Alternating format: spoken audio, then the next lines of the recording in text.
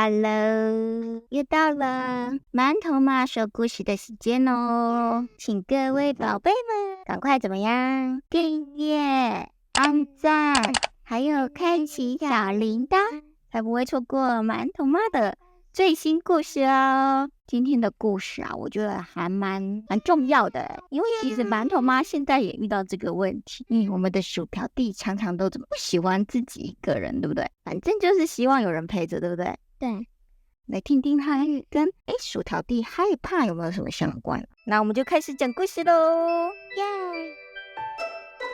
咪咪的星空奇遇。在一个宁静的小村庄里啊，住着一只可爱的小橘猫，名字叫咪咪。咪咪啊，有一双圆圆的大眼睛，身柔软的橘色的毛。它最爱在白天和朋友们一起在草地上玩耍，但是呢，到了晚上啊，咪咪常常害怕自己一个人在房间里睡觉呢。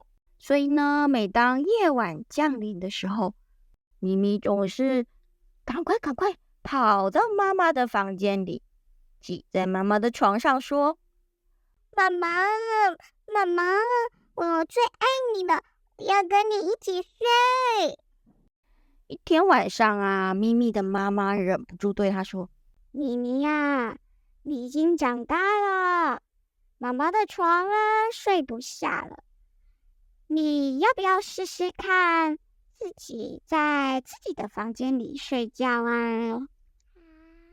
你会发现啊，自己一个人睡觉也可以很有趣的呢。”咪咪觉得奇怪，也很担心的问说：“可是妈妈，会有趣吗？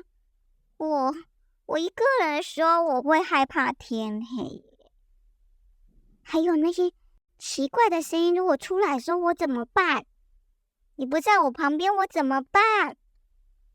妈妈温柔的笑了笑说：“每当你感到害怕的时候啊，你可以闭上眼睛，想象一下自己是一个勇敢的探险家，探索神秘的夜晚世界。你会发现呢，夜晚其实很美妙的哦。”咪咪点点头，去试试看好了。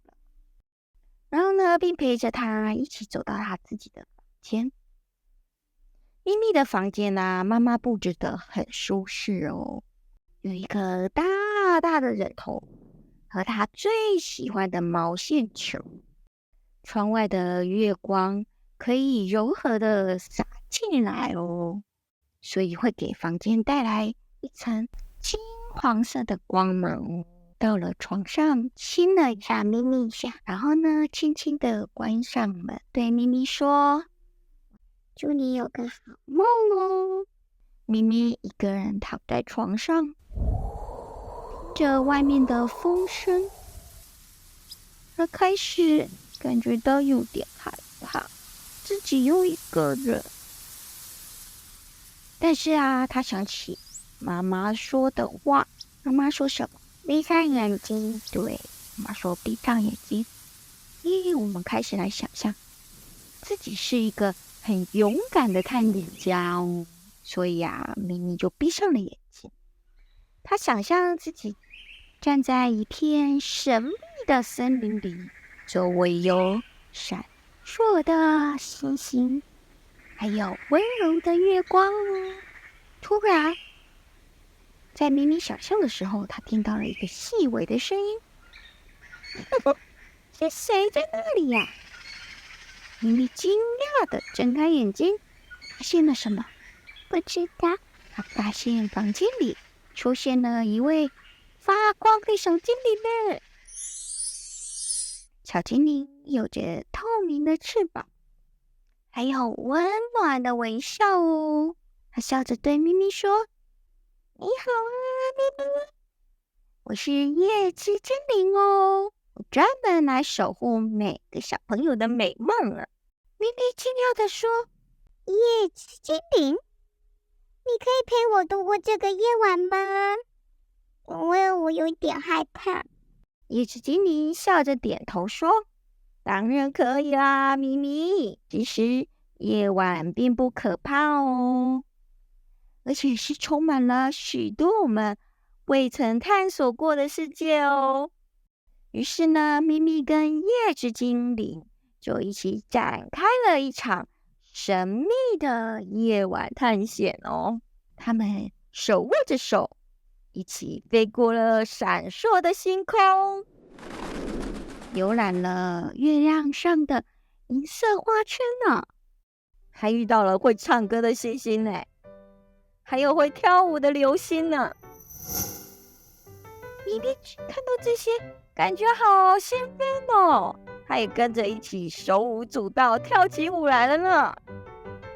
在探险途中啊，他们也遇到了另外一个专门在编织美梦的小厮哦。小厮啊，有着细长的腿跟灵巧的触角哦。他最擅长编织美丽的故事网，让大家都可以做好梦、美梦呢。咪咪好奇的问：“小厮啊，你在做什么呢？”